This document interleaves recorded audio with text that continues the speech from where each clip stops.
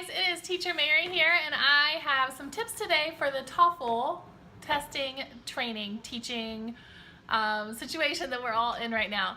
If you have passed the TOEFL quiz, that means you are certified to teach. It's the TOEFL test prep this summer, and I have some tips for you on how to get through this and how to make it fun and still use props. So these test prep classes are definitely more on the serious side. They're a little slower, they're not as exciting, there's not a chance to use like, you know, a monster prop or something like that. But you can still make it fun and you can still get props in there every now and then. So the first step to making it fun is in the greeting. When you greet the student, greet them with excitement. I have this emoji ball that has all kinds of emoji faces on it. So when I say, you know, what is your name? And they tell me, and then I say, how are you?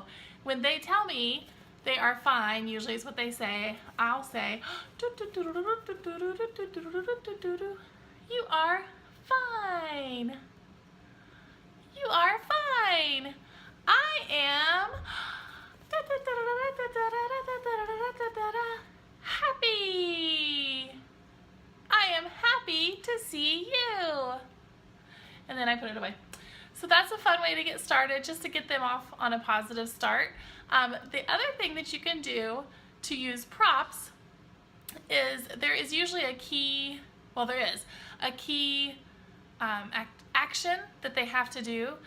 For mine, the first one that I did, it was read every question first. So I wrote this on the whiteboard, and every time we said this, which it came up a lot in our class, right, because this was the focus that they needed to do, I would hold it up and say, be sure to read every question first, just as a reminder. And that's just a fun way to have this prop. Another one of my classes, the main focus was to circle the keywords in the questions, which I know they all have similar focuses, but you can pick just one, or you can write, you know, have a couple of whiteboards, but I would write that on there. Circle every keyword, just to remind them to do that. So that's one prop that I used. And then another thing that I did, which is very minor, very minimal, very simple, but again, I just wanted to have a couple of props throughout the lesson. I still did rewards, I'll talk about that in a second. But I have a block, right, that has A, B, C, and D. So when they chose the answer in the guided section, where we're going through it together, I would say, yes, C, very good job, you got it. Or, that's right, A is correct, A, good job. Again, just to have something to break up the monotony a little bit. I still do rewards with these students, and they have all enjoyed it. I get a smile from them at least. Some of them like the high fives, but I do still do the stars. So everybody gets 5 stars, unless they're, you know, really misbehaving, but they haven't been so far.